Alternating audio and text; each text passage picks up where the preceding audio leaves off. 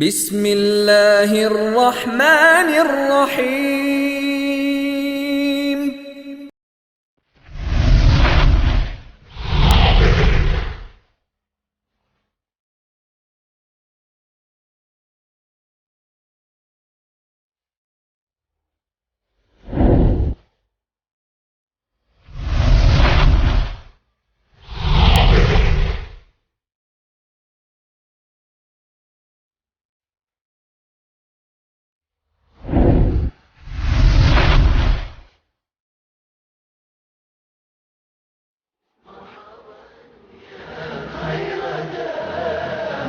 طلع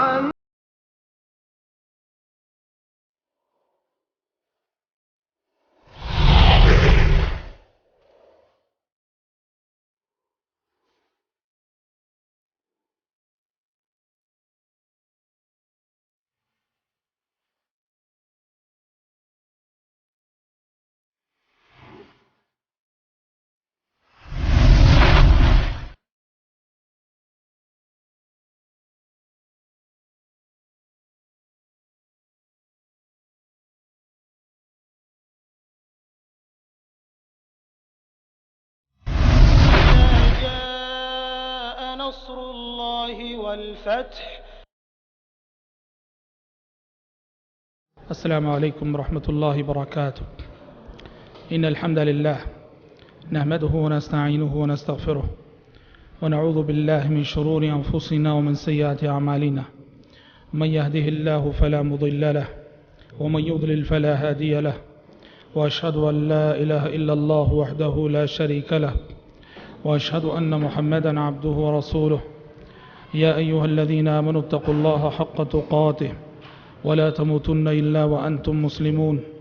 يا أيها الناس اتقوا ربكم الذي خلقكم من نفس واحدة وخلق منها زوجها وبث منهما رجالا كثيرا ونساء، واتقوا الله الذي تساءلون به والأرحام إن الله كان عليكم رقيبا.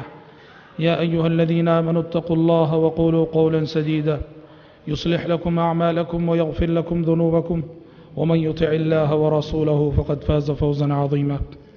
أما بعد، فإن خير الحديث كتاب الله، وخير الهدي هدي محمد صلى الله عليه وسلم، وشر الأمور محدثاتها، وكل محدثة بدعة، وكل بدعة ضلالة، وكل ضلالة في النار. أعوذ بالله السميع العليم من الشيطان الرجيم، من همزه ونفخه ونفثه. بسم الله الرحمن الرحيم. إذا جاء نصر الله والفتح ورأيت الناس يدخلون في دين الله أفواجا فسبح بحمد ربك واستغفر إنه كان توابا. اللہ رب العزت کا بے انتہا شکر و احسان ہے، جس کی مدد، توفیق اور تائید سے دروس سیرت کا مبارک سلسلہ الحمدللہ ثم الحمدللہ کامیابی کے ساتھ اختتام پذیر ہونے کے قریب ہے۔ حضرات، ہم نبی کریم صلی اللہ علیہ وسلم کی مدنی زندگی کے حوالے سے گفتگو ہماری چل رہی تھی، باتیں ہم سن رہے تھے۔ کل کے درس میں بڑی تفصیل کے ساتھ صلح حدیبیہ پہ روشنی ڈالی گئی تھی، اور بتایا گیا تھا کہ صلح حدیبیہ کو فتح مبین قرار دیا گیا۔ پیارے نبی کی زندگی کی سب سے بڑی فتح، پیارے نبی کی زندگی کی سب سے بڑی جیت، صلح حدیبیہ کو فتح مبین کیوں قرار دیا گیا، اس کی وجوہات وغیرہ پر بھی تفصیل کے ساتھ کل کے درس میں روشنی ڈالی گئی تھی۔ آج کا ہمارا موضوع، آج انشاءاللہ تعالی ہماری گفتگو دو موضوعات کے حوالے سے ہوگی۔ آج کا ہمارا پہلا موضوع ہے بادشاہوں کے نام، دعوت اسلام کے خطوط، اور دوسرا موضوع ہے فتح مکہ۔ کل جیسے کہ بتایا گیا تھا کہ صلح حدیبیہ فتح مبین اس لیے قرار پائی کہ صلح حدیبیہ کے بعد دعوت و تبلیغ کے راستے ہموار ہو گئے۔ دعوت و تبلیغ کے راستے میں جو رکاوٹیں تھیں وہ رکاوٹیں دور ہو گئیں۔ نبی کریم صلی اللہ علیہ وسلم نے صلح حدیبیہ کے بعد جو امن کا ماحول اور امن کی فضا قائم ہوئی، اس سے فائدہ اٹھاتے ہوئے نبی کریم صلی اللہ علیہ وسلم نے وقت کے حکمرانوں، وقت کے سارے بادشاہوں کو اسلام کی دعوت دیتے ہوئے خطوط لکھے۔ بہت سارے بادشاہوں کے نام. سیرت کی کتابیں اگر آپ دیکھیں گے تو سیرت کی کتابوں میں کافی خطوط ملتے ہیں جو آپ صلی اللہ علیہ وسلم نے لکھے. اور اس دور کے ایک جانے مانے محقق ڈاکٹر حمید اللہ صاحب جو پیرس کے رہنے والے تھے، انہوں نے تحقیق کر کے ریسرچ کر کے نبی کریم صلی اللہ علیہ وسلم سے کے مختلف خطوط جو آپ نے اپنے دور کے مختلف بادشاہوں کو لکھے تھے، وہ سارے خطوط جو ہے انہوں نے جمع کیے ہیں. حضرات، پیارے نبی صلی اللہ علیہ وسلم نے اسلام کی دعوت دیتے ہوئے اپنے ہم اثر بادشاہوں کو، اپنے ہم اثر حکمرانوں کو خطوط لکھے، اور آپ کو بتایا گیا کہ بادشاہ وہی خط پڑھتے ہیں جس پر کہ مہر ہو. جس خط پہ مہر نہ ہو بادشاہ وہ خط نہیں پڑھا کرتے، اور بادشاہوں کے پاس اس خط کی کوئی قیمت نہیں جس پر کہ مہر نہ ہو. اس وقت پیارے نبی صلی اللہ علیہ وسلم نے اپنی انگوٹھی میں نبی کریم صلی اللہ علیہ وسلم نے مہر بنائی، اور جس میں محمد الرسول اللہ لکھا ہوا تھا. محمد الرسول اللہ، نیچے سے اوپر اللہ، درمیان میں رسول اور نیچے محمد، اور پڑھو نیچے سے محمد الرسول اللہ. تو جو آپ کی مہر تھی اس کا موضوع اور اس کا مضمون تھا کہ محمد اللہ کے رسول ہیں. اس مہر کے ساتھ آپ صلی اللہ علیہ وسلم نے اپنے دور کے بہت سارے حکمرانوں کو جو عرب میں تھے، عرب سے باہر تھے، سب کو اسلام کی دعوت دیتے ہوئے خطوط لکھے. اور ان خطوط کا جو ریاکشن کہیے، رد عمل کہیے یا جواب، الگ الگ انداز کا رہا. نجاشی کے نام آپ نے خط لکھا، اور نجاشی کے پاس جو خط بھیجا صحابی رسول عمر بن امیہ الزمری رضی اللہ عنہ کو قاصد بنا کر بھیجا.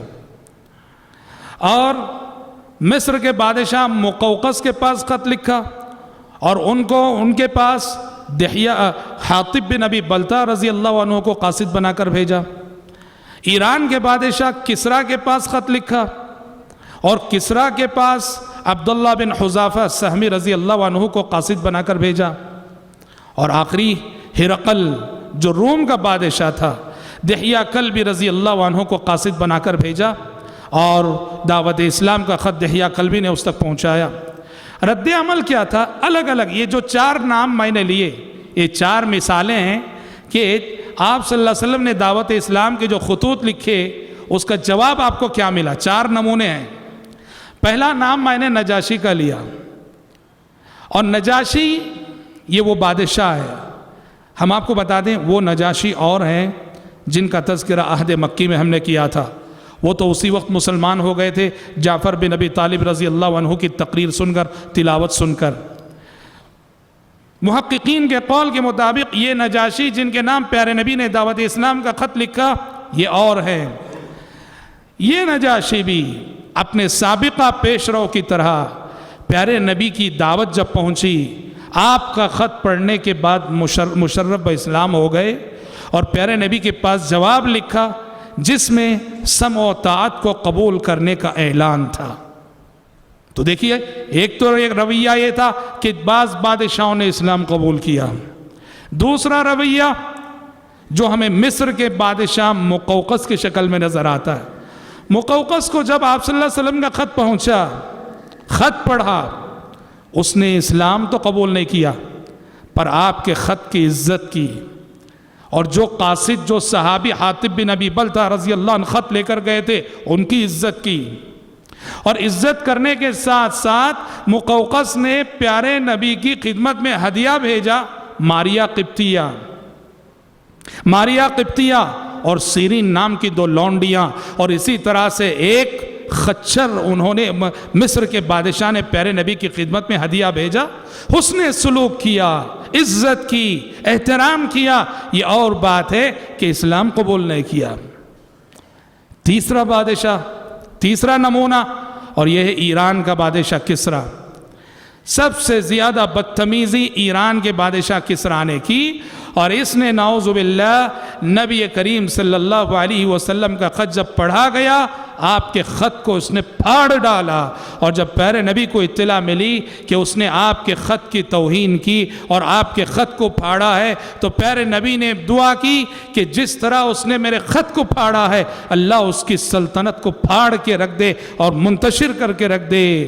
زیادہ دن نہیں گزرے کہ اس کا اپنا بیٹا کسریٰ کا اس نے اپنے باپ کا قتل کر دیا، جس نے نبی کے خط کو پھاڑا تھا، نبی کے شان میں گستاخی کی، اپنے بیٹے کے ہاتھ سے مارا گیا۔ اور یاد رکھنا، نبی کی شان میں، پیغمبر کی شان میں کسی بھی طرح کی گستاخی کرنے کا انجام آخرت میں جو ہوتا ہے، لیکن نبی کی شان میں کسی بھی طرح کی گستاخی کا انجام یہ ایسا جرم ہے کہ آخرت سے پہلے اس کی سزا دنیا میں مل کے رہتی ہے۔ بخاری کی وہ حدیث آپ نے سن رکھی ہے، ایک یہودی تھا جو اسلام لایا، مسلمان ہوا، پیارے نبی کے بہت قریب ہو گیا، کاتبین وحی میں اس کا شمار ہوا، آسمان سے آنے والی وحی لکھا کرتا تھا، اور بعد میں مرتد ہو گیا، اور مرتد ہو کے نبی کو تکلیف دیتا تھا، جھوٹی باتیں کہتا تھا کہ میں نے اپنی جانب سے قرآن مجید میں ایکسٹرا فٹنگ کر دی ہے، وحی الہی میں بہت کچھ میں نے ملا دیا ہے۔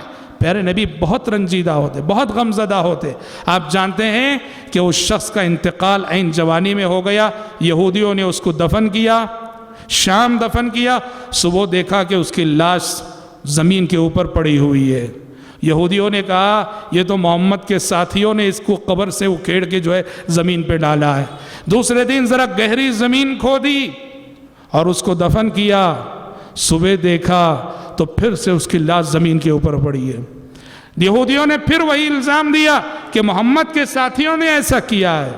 تیسرے دن کافی گہری قبر کھودی اور اس کو دفن کیا، اور تیسری صبح انہوں نے دیکھا پھر اس کی لاش زمین پر پڑی ہے، تب انہیں یقین ہو گیا، چپ رہ گئے کہ یہ اللہ کی مار ہے۔ تو اللہ کے نبی کی شان میں گستاخی یہ اتنا بڑا جرم ہے کہ یہ گستاخی کرنے والا آخرت سے پہلے دنیا میں اس کا انجام دیکھ کر رہے گا۔ کسریٰ نے نبی کے خط کو پھاڑا اور اللہ تعالیٰ نے اس کی سلطنت کا خاتمہ خود اس کے اپنے بیٹے کے ہاتھوں کر کے رکھ دیا۔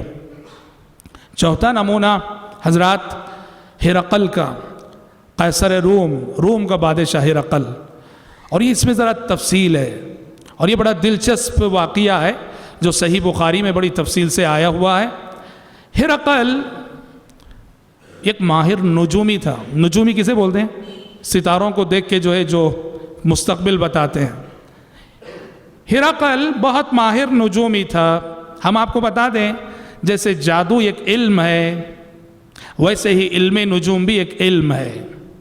جس طرح جادو کا سیکھنا سکھانا حرام ہے، علم نجوم کا سیکھنا سکھانا بھی حرام ہے، کفر قرار دیا پیارے نبی نے۔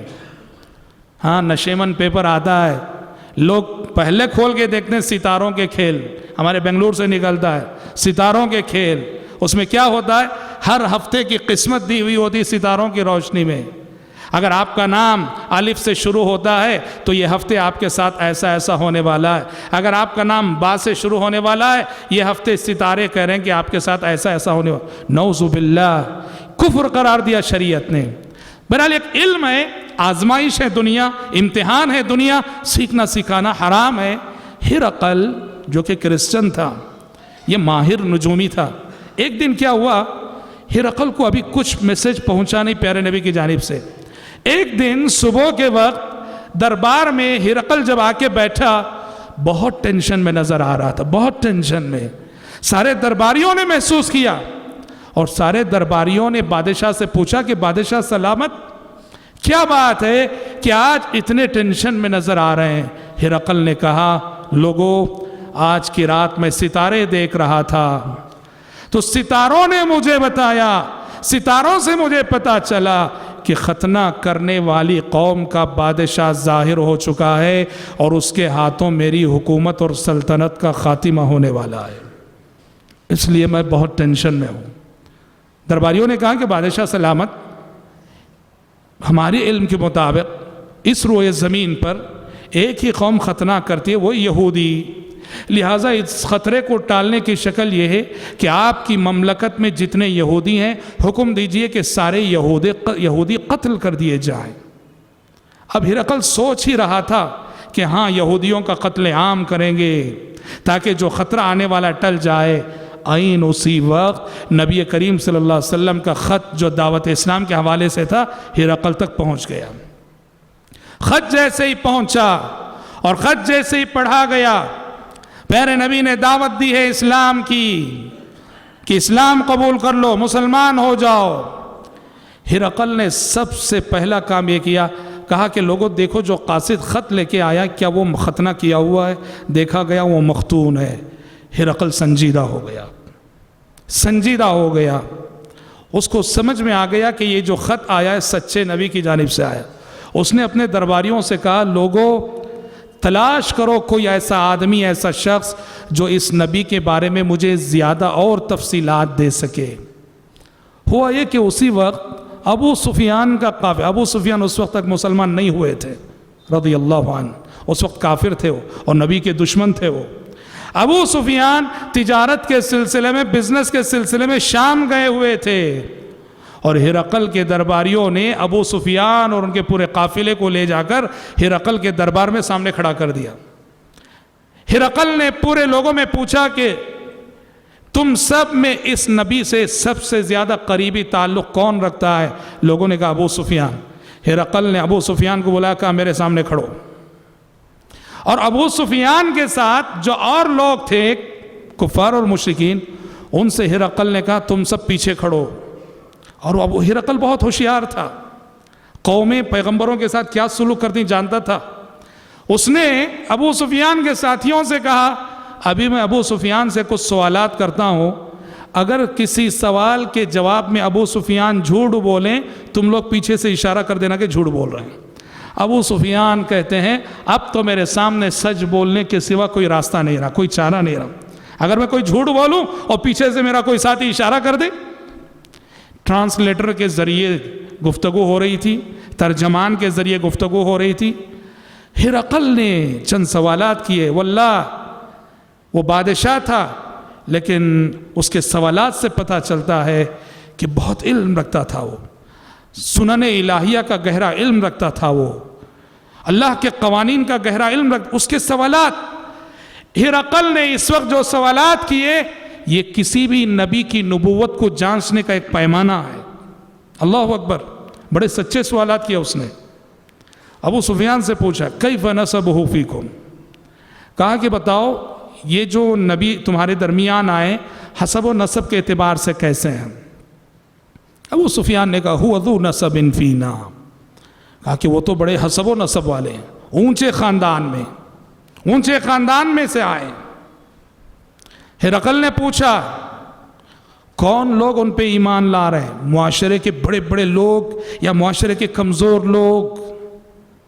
ابو سفیان نے کہا زیادہ تر معاشرے کے کمزور لوگ ایمان لا رہے ہیں. ہرقل نے کہا اس نبی کے ماننے والے دن بدن بڑھ رہے ہیں یا کم ہو رہے ہیں؟ ابو سفیان نے کہا بڑھ رہے ہیں. ہرقل نے پوچھا اس نبی پر ایمان لانے کے بعد کوئی مرتد بھی ہو رہا ہے؟ ابو سفیان نے کہا آج تو کوئی مرتد نہیں ہوا ہے. ہرقل نے پوچھا اس نے کبھی تم نے اس کے ساتھ جو زندگی گزاری کبھی تم نے اس کے ساتھ جھوٹ کا تجربہ کیا کہ کبھی اس نے تم سے گفتگو میں، بات چیت میں، معاملات میں جھوٹ کہا ہو؟ ابو سفیان نے کہا کہ بالکل نہیں، سچ بولنے کے سوا کوئی چارہ نہیں، کیونکہ اگر جھوٹ بولے پیچھے سے اشارہ ہو جائے گا. سمجھ رہے؟ صاف بولتے جا رہے ہیں. ہرقل نے پوچھا کس چیز کا حکم دیتا ہے یہ پیغمبر؟ ابو سفیان نے کہا یہ پیغمبر حکم دیتا ہے کہ ایک اللہ کی عبادت کریں، شرک نہ کریں، نماز قائم کریں، صلہ رحمی کریں، وغیرہ وغیرہ.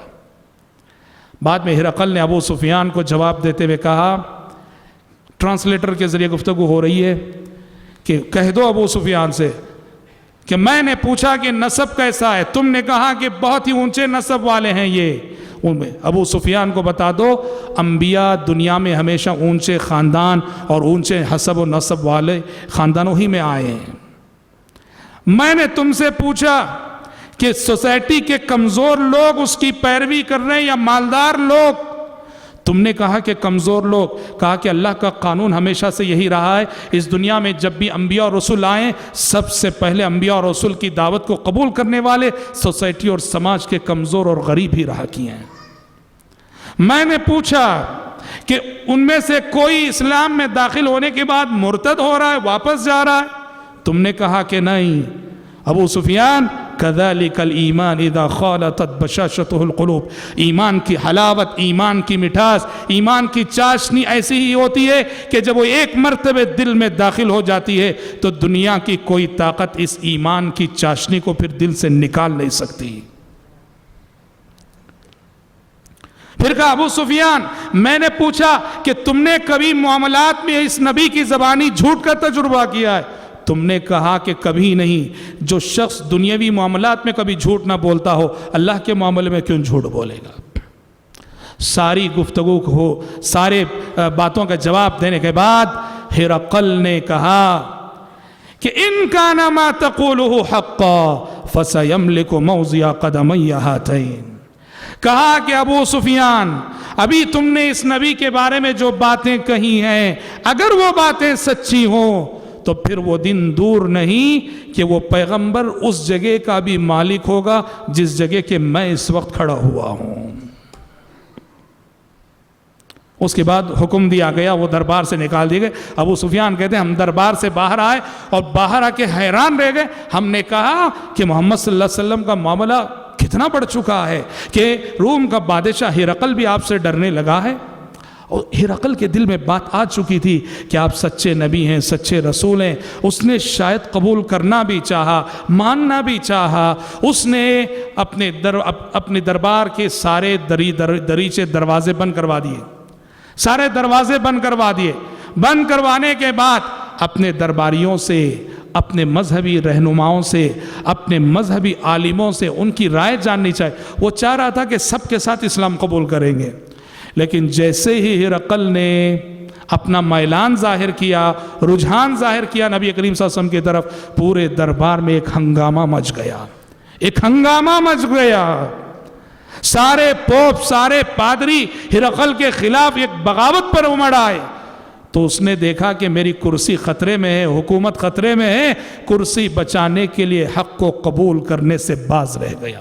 یاد رکھنا دنیا میں قبول حق کے راستے میں ایک بہت بڑی رکاوٹ کرسی بھی ہے۔ کرسی کا نشہ بہت خطرناک ہے۔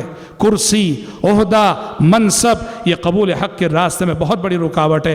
جب اس نے یہ بغاوت دیکھی تو یہ کہہ کے جو ہے سب کو خاموش کر دیا، نہیں میں تو ایسے ہی آزما رہا تھا کہ کہیں تم ان کی باتوں میں تو نہیں آ گئے، میں تو بس تمہیں ایسے ہی آزما رہا تھا، ایسے کہہ کے خاموش رہ گیا۔ حضرات یہ مختلف ریاکشن تھے، رد عمل تھے جو آپ صلی اللہ علیہ وسلم نے خطوط لکھے۔ یہاں میں فی الجملہ 2-3 باتیں کہنا چاہوں گا۔ آپ نے جو غیر مختلف بادشاہوں کو خطوط لکھے اس سے کئی مسئلے معلوم ہوتے ہیں۔ 2-4 مسئلے میں بتا دیتا ہوں۔ سب سے پہلا مسئلہ یہ معلوم ہوتا ہے کہ وقت ضرورت اگر غیر مسلم کو سلام کرنا پڑ جائے، غیر مسلم کو آگے بڑھ کے سلام نہیں کرنا، وقت ضرورت اگر غیر مسلم کو سلام کرنا پڑ جائے تو پیارے نبی کی سنت یہ ہے السلام علیکم ورحمۃ اللہ نہیں کہنا ہے، بلکہ سلام علی من اتبع الہدی۔ جن بادشاہوں کو بھی آپ نے خطوط لکھے ہو، کوئی کرسچن تھا، کوئی یہودی تھا، کوئی مشرک تھا، کوئی کافر تھا، لیکن سب کو آپ نے خط میں کیا لکھا؟ سلام علی من اتبع الہدی۔ سلامتی ہو اس بندے پر جو ہدایت کی پیروی کرے۔ اس میں کیا ہو جائے گا؟ آپ کی دعا معلق ہوگی اس کی ہدایت پانے پر۔ تم اگر سچے راستے پر آتے ہو، ہدایت پاتے ہو تو تم پر سلامتی ہو۔ سلام علی من اتبع الہدی۔ ایک تو یہ مسئلہ معلوم۔ دوسرا مسئلہ یہ معلوم ہوا کہ دعوت کے لیے تحریر کو بھی استعمال کرنا چاہیے۔ رائٹنگ میں بھی دعوت صرف زبان سے نہیں ہوتی، دعوت قلم سے بھی ہوتی ہے، لیٹرز سے بھی ہوتی ہے، کتابوں سے بھی ہوتی ہے، پامفلیٹ سے بھی ہوتی ہے۔ پیارے نبی نے بادشاہوں کو دعوت جو ہے تحریر کے ذریعے سے دی۔ سوچو قرآن مجید کہتا ہے وقت کے ایک جلیل القدر پیغمبر سلیمان علیہ السلام نے اپنے ہی دور کی ایک ملکہ جو یمن میں رہتی تھی، ملکہ سبا بلقیس کو خط لکھ کر دعوت دی إنه من سليمان وإن قالت يا أيها الملو إني ألقي إلي كتاب كريم إنه من سليمان وإنه بسم الله الرحمن الرحيم.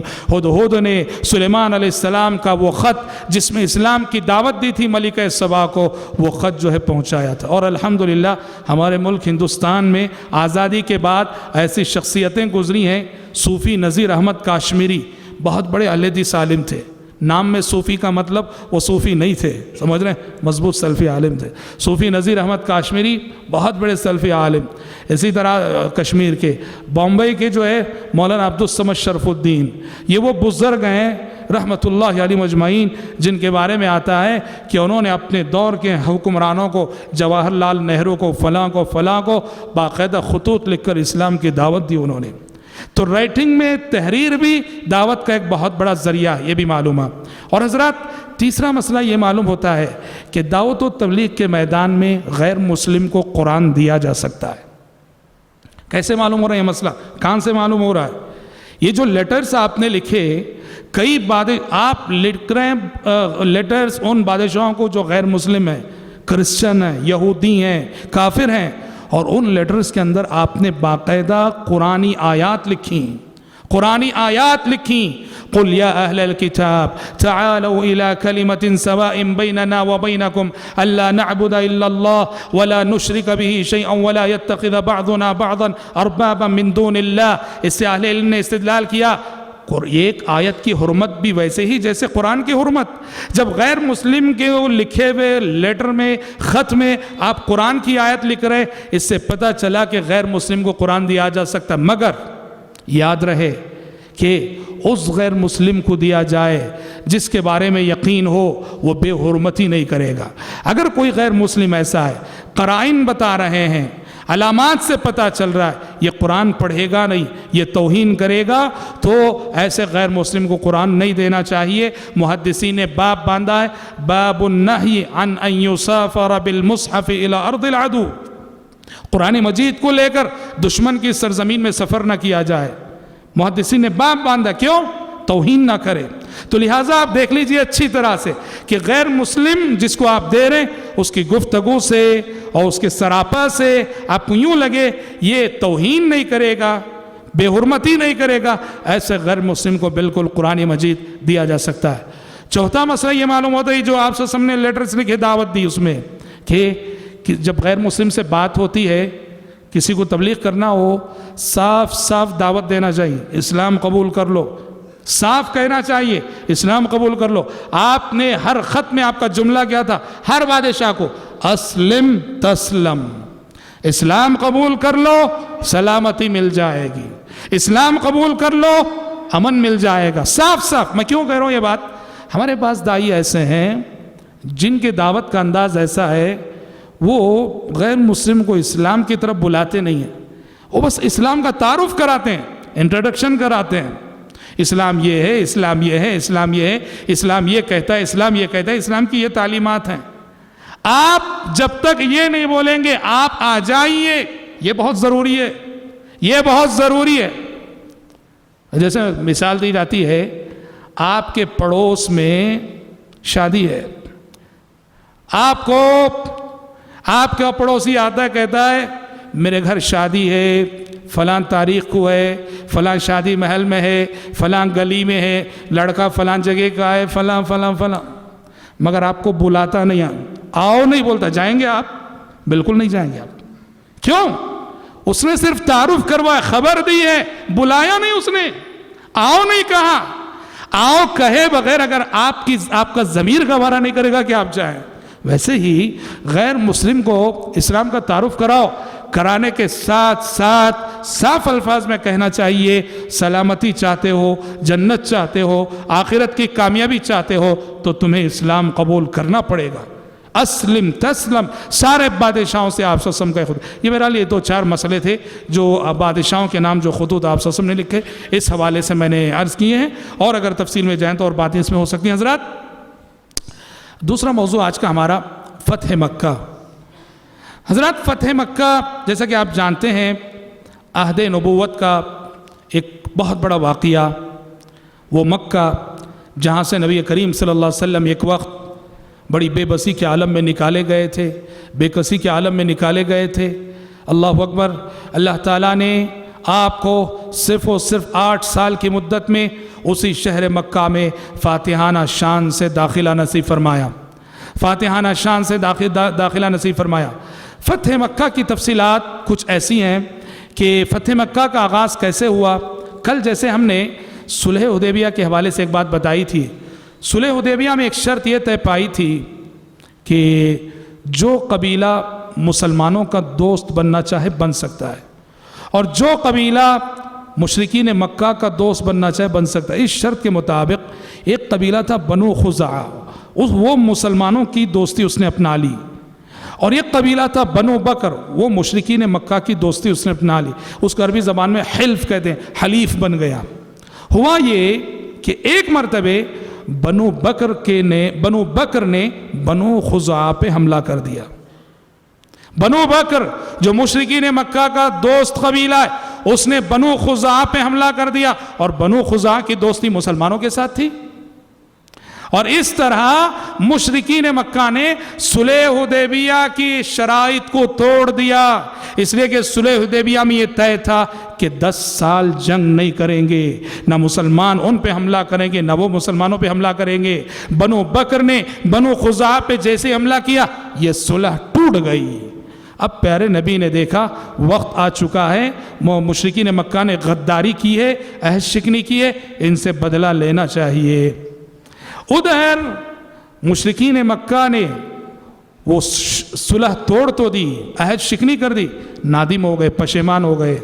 میٹنگ کی فوراً ابو سفیان کو فوراً مدینہ بھیجا کہ جاؤ کسی طرح سے محمد کو سمجھا کے آ جاؤ، منوا کے آ جاؤ۔ ابو سفیان ابھی اس وقت مسلمان نہیں ہوئے تھے، وہ اس وقت تک بھی وہ کافروں کے سردار مدینہ آئے، پیارے نبی سے ملے، مل کر انہوں نے معذرت چاہی، جو غلطی ہو گئی درگزر کر دینا۔ پیارے نبی خاموش رہے۔ ابو بکر کے پاس گئے، ابو بکر سے معذرت چاہی، کہا کہ محمد سے کہہ دینا کہ غلطی ہو گئی، معذرت چاہی۔ ابو بکر بھی خاموش ہے۔ حضرت عمر کے پاس گئے، حضرت علی کے پاس گئے، کسی نے کوئی جواب نہیں دیا، سب خاموش رہے۔ اور ابو سفیان ناکام اور نامراد مدینے سے لوٹے۔ انہیں نہیں معلوم تھا کہ اب پیارے نبی کا اگلا قدم کیا ہوگا اور نیکسٹ آپ کا ڈیسیشن کیا ہوگا، نہیں معلوم تھا۔ بس یہ ہے کہ وہ معذرت کرنے آئے تھے، ان کی معذرت قبول نہ ہوئی، اور یہی وہ موقع تھا۔ اس وقت جب ابو سفیان آئے تھے تو اپنی بیٹی ام حبیبہ کے گھر گئے تھے۔ ابو سفیان کی بیٹی ام المومنین ہے، اور جا کے پیارے نبی کے بستر پہ بیٹھنا چاہا تو ام حبیبہ آگے بڑھی، اور آگے بڑھ کر انہوں نے بستر کو لپیٹ دیا، سمیٹ دیا۔ ابو سفیان دیکھتے رہ گئے بیٹی کیا کر رہی ہے۔ ابو سفیان نے کہا بیٹا کیا بات ہے، تم نے بستر کو لپیٹ کیوں دیا، بستر کو سمیٹ کیوں دیا، بستر کو میرے لائق نہیں سمجھا ہے یا مجھے اس بستر کے لائق نہیں سمجھا ہے۔ ام حبیبہ نے کہا کہ ابا جان یہ اللہ کے نبی کا بستر ہے، اور آپ اللہ کے نبی کے دشمن ہیں، اللہ کے نبی کے دشمن رہتے ہوئے نبی کے بستر پہ نہیں بیٹھ سکتے آپ۔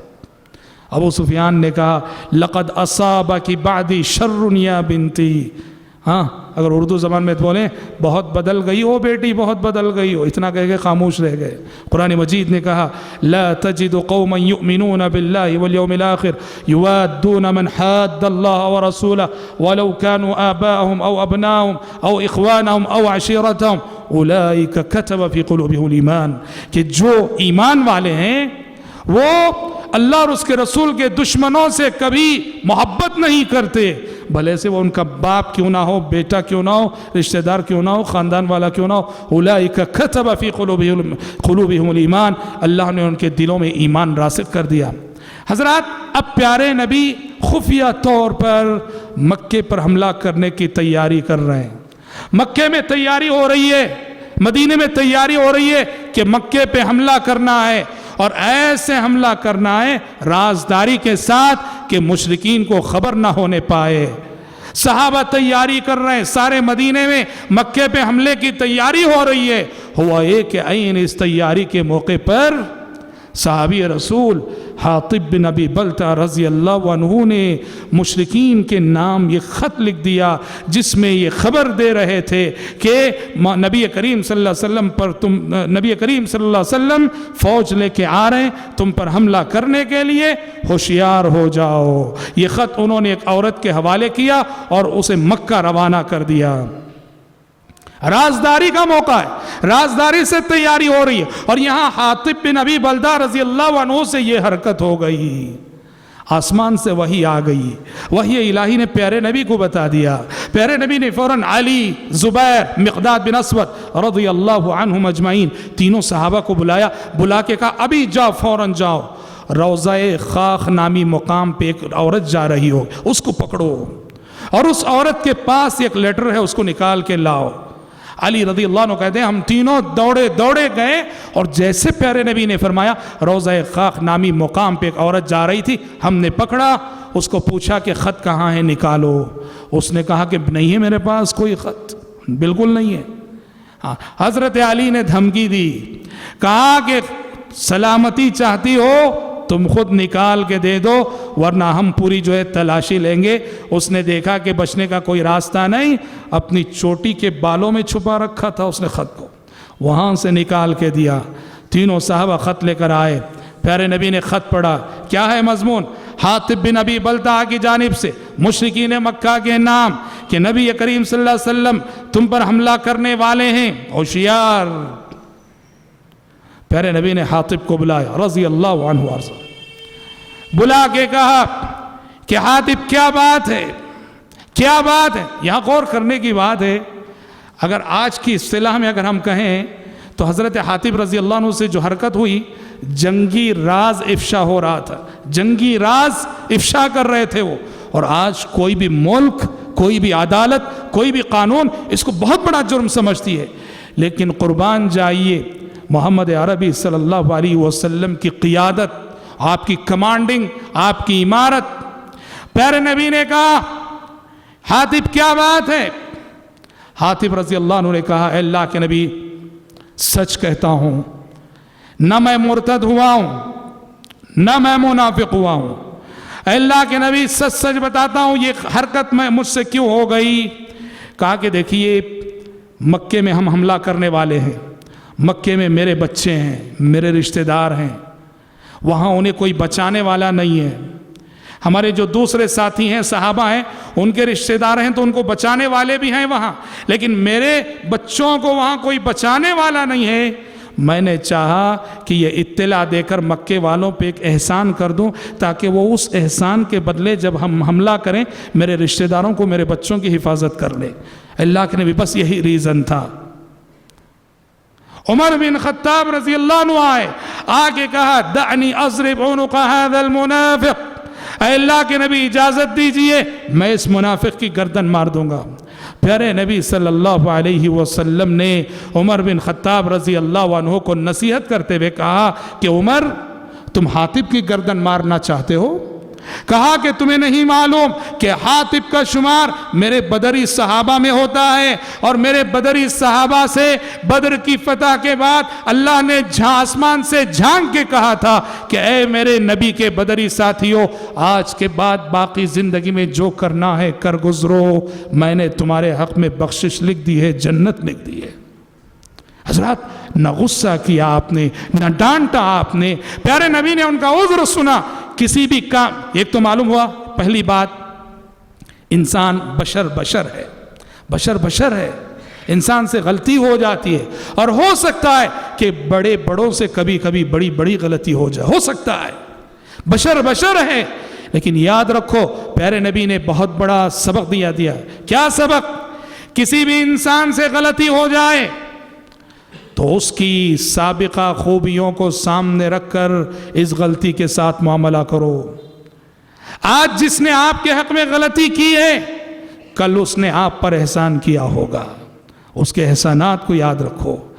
آج حاطب سے غلطی ہو گئی اور بہت بڑی غلطی ہو گئی، لیکن یہی وہ حاطب ہے کہ جب 313 صحابہ تھے، جہاں جان کے لالے پڑے تھے اور مشرکین 1000 کی تعداد میں آئے تھے، اور جہاں میدان میں اترنا اپنی موت کو دعوت دینے کے برابر تھا، تو حاطب بن ابی بلتعہ نے اس وقت پورے خلوص کے ساتھ اسلام کے لیے اپنی جان پیش کی تھی، اپنی جان کا نذرانہ پیش کیا تھا اور بہادری کے ساتھ جنگ میں شرکت کی تھی۔ پیارے نبی کا نے یہ سبق دیا کہ کوئی بھی لیڈر، مسجد کا ذمہ دار، مدرسے کا ذمہ دار، تنظیم کا ذمہ دار، جماعت کا ذمہ دار، اپنے ماتحتوں کے ساتھ جب بھی غلطی ہو جائے نرمی کا سلوک کرے، عفو و درگزر سے کام لے، دیکھے کہ جس سے غلطی ہو گئی ہے اس کا عذر کیا ہے، کوئی عذر ہو سکتا ہے، اس کے عذر کو سامنے رکھ کر اس کی غلطیوں کو معاف کرے۔ یہ غلط ہے کہ آج کسی نے ہمارے حق میں غلطی کر دی، اس ایک غلطی کی وجہ سے اس کے پچھلے سارے احسانات کو ہم بھلا دیں۔ عربی شاعر نے کہا اذا الحبیب اتی بذنب واحد جاءت محاسنه بألف شفیع، جب میرا محبوب ایک گناہ کرتا ہے، ایک غلطی کرتا ہے، تو اس کی اچھائیاں 1000 سفارشیں لے کے آ جاتی ہیں۔ یہ بہت بڑا سبق پیارے نبی نے دیا۔ حضرات، اللہ تعالیٰ نے اس راز کو افشا ہونے سے بچا لیا۔ پیارے نبی 10,000 کی تعداد میں فوج لے کر روانہ ہوئے۔ رمضان کا مہینہ تھا، صحابہ کی بڑی تعداد روزے سے تھی۔ سفر میں حالانکہ روزہ چھوڑنے کا اختیار بھی ہے، کچھ صحابہ روزہ چھوڑے ہوئے تھے، کچھ صحابہ روزہ رکھے ہوئے تھے۔ نہ روزہ رکھنے والوں نے چھوڑنے والوں کو ملامت کی، نہ چھوڑنے والوں نے رکھنے والوں کو ملامت کی۔ معلومات دونوں باتوں کی گنجائش ہے۔ ہوا یہ کہ ایک دن سفر میں جاری ہے، مکے کی طرف آگے بڑھ رہے ہیں، صحابہ کی بڑی تعداد روزے سے ہے، عصر کا وقت ہے، مسلسل دھوپ میں چلتے ہوئے روزہ صحابہ کے لیے ناقابل برداشت ہو گیا۔ عصر کے وقت صحابہ نے پیارے نبی سے عرض کیا، اے اللہ کے نبی، دھوپ میں چلتے چلتے ہماری ہمتیں جواب دے چکی ہیں، اب مغرب تک روزہ کنٹینیو کرنا ہمارے لیے بہت مشکل ہے۔ یہ سن کر پیارے نبی نے صلوات اللہ وسلام علیہ سواری پہ بیٹھے ہوئے تھے، پانی منگوایا اور سب کو دکھا کر آپ نے پانی پی کر روزہ توڑ دیا، روزہ ختم کر دیا۔ اور آپ کو دے کر سارے صاحب، ہمارے یہاں لوگوں میں ایک عام تصور ہے 12 بجے سے پہلے توڑ لینا، اگر توڑنا ہے تو 12 بج گئے تو پھر توڑ ہی نہیں سکتے۔ یہ جاہلانہ تصور ہے۔ اگر معقول ریزن ہے آپ کے پاس، ڈاکٹر کہتا ہے عصر کے بعد اس وقت انجیکشن لینا ضروری ہے، نہیں لوگے تو تمہاری جان کو خطرہ ہے، کچھ بھی، یہاں آپ روزہ توڑ سکتے ہیں۔ معقول عذر کے لیے آپ کبھی بھی روزہ توڑ سکتے ہیں۔ عصر بعد روزہ توڑا، سارے صحابہ نے روزہ توڑ دیا، سب روزہ توڑ دیے، اور آپ کو پتا چلا کہ چند صحابہ ایسے ہیں جنہوں نے اپنا روزہ توڑا نہیں ہے، وہ مغرب تک اپنا روزہ کنٹینیو کر رہے ہیں۔ تو اس وقت پیارے نبی نے کہا اولئک العصاة اولئک العصاة اولئک العصاة، یہ میرے نافرمان ہیں، یہ میرے نافرمان ہیں، یہ میرے نافرمان۔ حضرات، سوچنے کی بات ہے، کون سی نافرمانی کر رہے تھے؟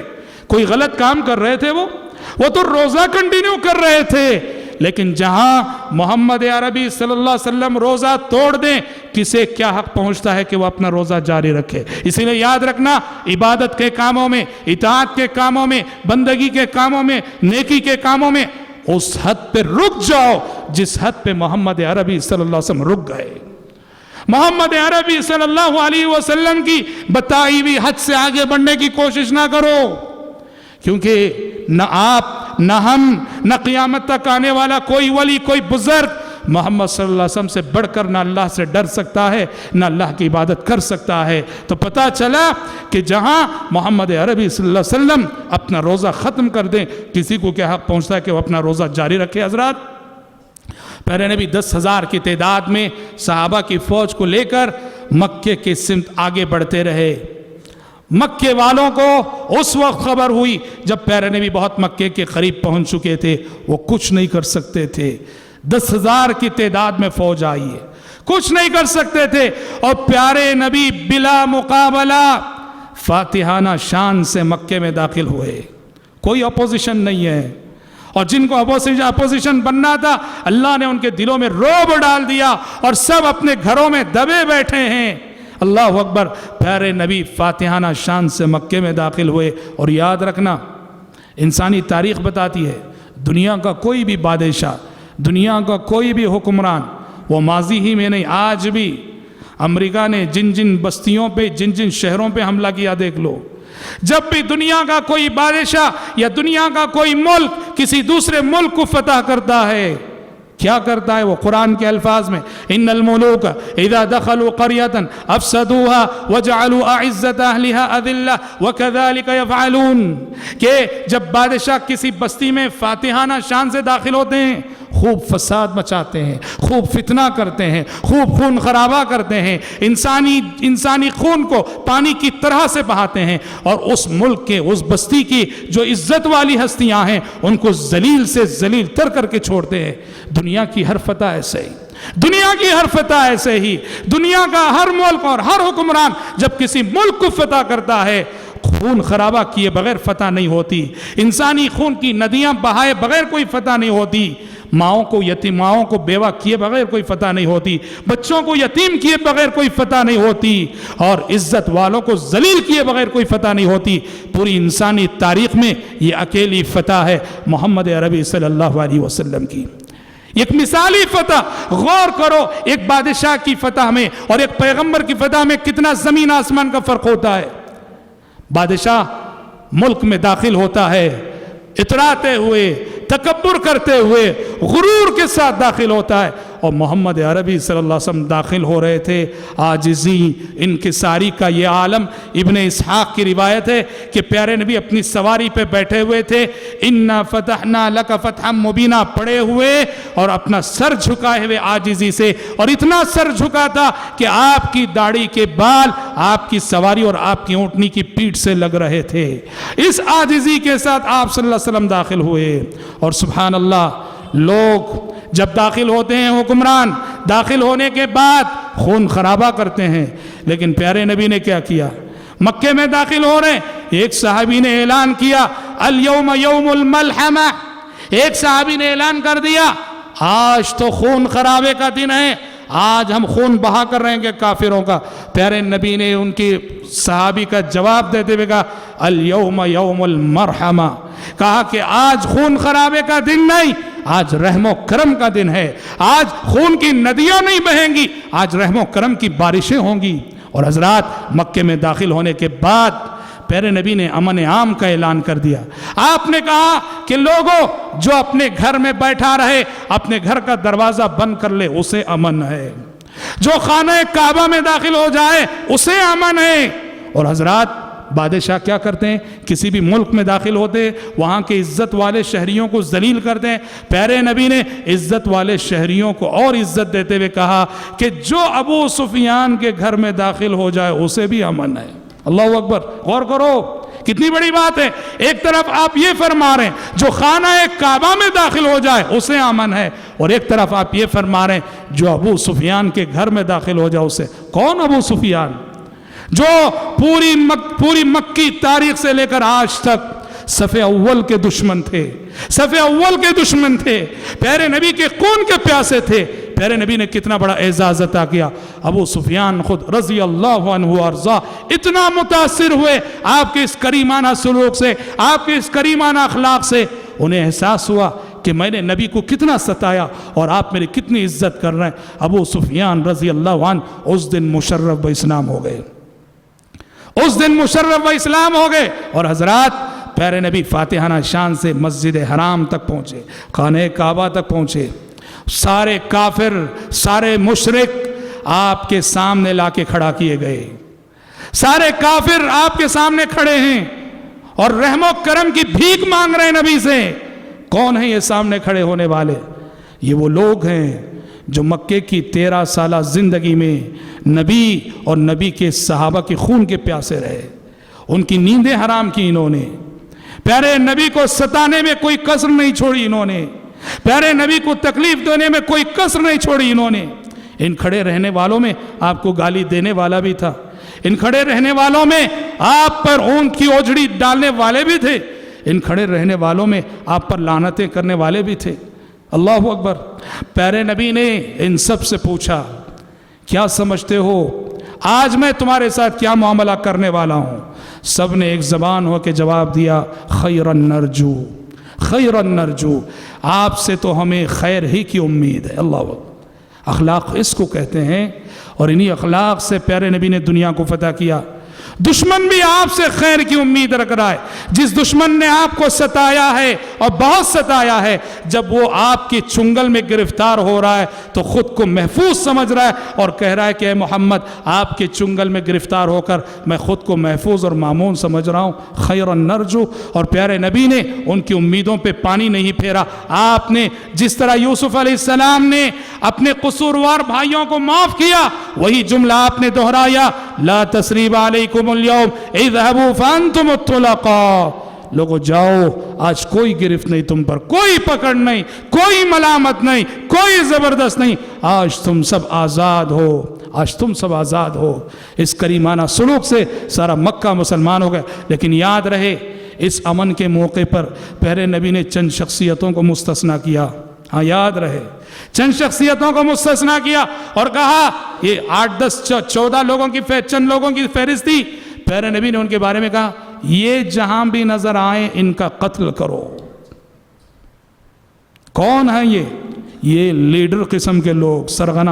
پیارے نبی جان، پبلک اور عوام ہوتی ہے، وہ بے قصور ہوتی ہے. پیارے نبی نے کہا دیکھو کون ہے جو اس پبلک کو یوز کر رہا ہے، عوام کو یوز کر رہا ہے. جو اصل مجرم وہ ہے جو ان غریبوں کو اور اس عوام کو یوز کر کے جو ہے اپنے غلط مقاصد کو پورا کر رہا ہے. چند دشمنوں کو آپ نے، اکرمہ بن ابی جہل، ابو جہل کے بیٹے اکرمہ انہی میں سے تھے، ابن خطل انہی میں سے تھا. ایک صحابی نے آگے کہا اے اللہ کے نبی، ابن خطل کعبۃ اللہ کے پردوں کو پکڑ کے لٹک گیا ہے اور بھیک مانگ رہا ہے رحم و کرم کی. کعبۃ اللہ کے پردوں کو پکڑ کر لٹک گیا. پیارے نبی نے کہا جاؤ وہیں اس کی گردن اڑاؤ. کعبۃ اللہ کے پردوں کو پکڑا ہوا تھا اور وہیں اس کی گردن اڑائی گئی. اکرمہ بن ابی جہل کسی طرح سے جان بچا کر بھاگ نکلے. بھاگ کر کسی طرح سے انہوں نے یمن جانا چاہا. کشتی میں سوار ہوئے یمن جا رہے تھے. کشتی ڈاوان ڈول ہونے لگی، کشتی بھور میں پھنس گئی، سمندر کی موجیں کشتی سے کھیلنے لگی. کشتی کا جو ملاح تھا، کشتی کا جو ناخدا تھا، اس نے اعلان کر دیا لوگو اب میرے ہاتھ میں بھی کچھ نہیں رہا، اب صرف تمہیں اللہ کی ذات ہی بچا سکتی ہے. اسی ایک کو پکارو، اس وقت اسی ایک کی ذات ہمیں بچا سکتی ہے، اس کے سوا کوئی ذات بچانے والی نہیں. اکرمہ نے کہا اگر سمندر میں اس کے سوا بچانے والی کوئی ذات نہیں تو پھر ہم خشکی میں اس کے ساتھ شریک کیوں کریں؟ خشکی میں بھی تو اس کے سوا کوئی نہ ہوگی. اکرمہ نے اسی وقت نظر مانی، کہا پروردگار اگر تو صحیح سالم ہماری کشتی کو ساحل پار لگا دے میں مسلمان ہو جاؤں گا. اللہ نے ان کی کشتی کو صحیح سالم ساحل پار لگا دیا، وہ مسلمان ہو گئے اور مسلمان ہو کر اپنی بیوی کے ساتھ پیارے نبی کی خدمت میں حاضر ہو گئے. اور جن لوگوں کے نام آپ نے، ان لوگوں کو جہاں بھی پاؤ قتل کرو، ان میں سے بھی اکثر پیارے نبی نے ان کو امان دے دیا بعد میں، کیونکہ وہ بعض صحابہ کی سفارشیں لے کر آئے. پیارے نبی نے ان کی سفارشوں کو قبول کر کے ان سب کو امان دے دیا. حضرات پیارے نبی مکے میں داخل ہوئے، خانہ کعبہ میں داخل ہوئے. سب سے پہلا کام آپ نے یہ کیا کہ یہ مرکز توحید اور یہ خانہ کعبہ جس کی ایک ایک اینٹ توحید پہ رکھی گئی، اور یہ گھر جو شرک سے برات کی ایک علامت تھی، اس گھر کے اندر مشرکین 360 بت رکھ کر پوجا کر رہے تھے. پیارے نبی کا جیسا ہی قبضہ ہوا، کنٹرول ہوا، آپ نے پہلا کام یہ کیا، خانہ کعبہ کے اندر داخل ہوئے. آپ کے ہاتھ میں چھڑی تھی، ایک ایک بت کو گرائے جا رہے تھے، توڑے جا رہے تھے، پھوڑے جا رہے تھے اور آیت پڑھے جا رہے تھے جاء الحق وزهق الباطل، جاء الحق وزهق الباطل ان الباطل كان زهوقا. حق آ چکا، باطل مٹ چکا، اور باطل کے مقدر میں تو مٹنا ہی ہے. 360 بت آپ صلی اللہ علیہ وسلم نے گرا دیے، توڑ دیے، پھوڑ دیے، اور خانہ کعبہ کو بتوں کی نجاست سے پاک کرنے کے بعد پیارے نبی نے کہا لوگوں بلال کو بلا کے لاؤ. بلال لائے گئے. بلال سے کہا بلال چڑھ جاؤ خانہ کعبہ پہ، اور کہا کھڑے ہو جاؤ اور مکے کی تاریخ کی پہلی اذان دو. بلال حبشی رضی اللہ عنہ خانہ کعبہ کی دیواروں پہ چڑھ گئے اور انہوں نے مکے کی تاریخ کی پہلی اذان دی. آپ جانتے ہیں اس موقع پہ اذان دینے کے لیے پیارے نبی نے بلال کو کیوں یاد کیا؟ اس لیے یہی وہ مکہ ہے، یہی وہ مکہ ہے کہ مکی زندگی میں اسلام کے ابتدائی دور میں اسی مکہ میں اللہ احد اللہ احد کے توحید کا نعرہ لگانے کی وجہ سے اسی بلال حبشی کو مارا جاتا تھا، پیٹا جاتا تھا، انہیں یہاں کی زمین پہ ننگا کر کے گھسیٹا جاتا تھا، ان کے سینے پہ پتھروں کی سلیں رکھ دی جاتی تھیں۔ پیارے نبی نے کہا گویا کہ بلال جب اللہ اکبر کہنا مکے میں اپنی موت کو دعوت دینے کے برابر تھا، تب تم نے اللہ اکبر کی صدا بلند کی۔ آج جب مکہ ہمارے کنٹرول میں آ گیا ہے تو آج بھی اللہ اکبر کا اعلان کرنے کا سب سے زیادہ حق تمہارا ہی ہے۔ حضرت بلال نے وہاں اذان دی، اور حضرات مکے کو پاک کرنے کے بعد، صاف کرنے کے بعد، پیارے نبی نے مکے کے اطراف بھی بہت سارے بت تھے، مکے کے اطراف بھی بہت سارے بتوں کی پرستش ہوتی تھی۔ پیارے نبی نے مختلف صحابہ کی کمانڈنگ میں فوجیں روانہ کی، حضرت خالد بن ولید کو بھیجا رضی اللہ عنہ وارضا۔ طائف میں ایک بت تھا عزا، جس کا بہت بڑا بت خانہ تھا، اس کی پرستش ہوتی تھی، کہا کہ جاؤ عزا کو مار کے آؤ۔ خالد بن ولید رضی اللہ عنہ گئے، عزا کا جو اسٹیچو تھا، عزا کی مندر توڑ دی انہوں نے، مندر توڑ کے واپس اللہ کے نبی کے پاس اور بتایا کہ میں نے وہ مندر توڑ دیے۔ پیارے نبی نے کہا کہ ابھی تم نے عزا کا خاتمہ نہیں کیا، واپس جاؤ۔ واپس گئے، وہ جو اسٹیچو تھا، سمجھ رہے ہیں، وہ جو مجسمہ عزا کا بنا ہوا تھا، اس مجسمے پہ ایک وار کیا حضرت خالد نے۔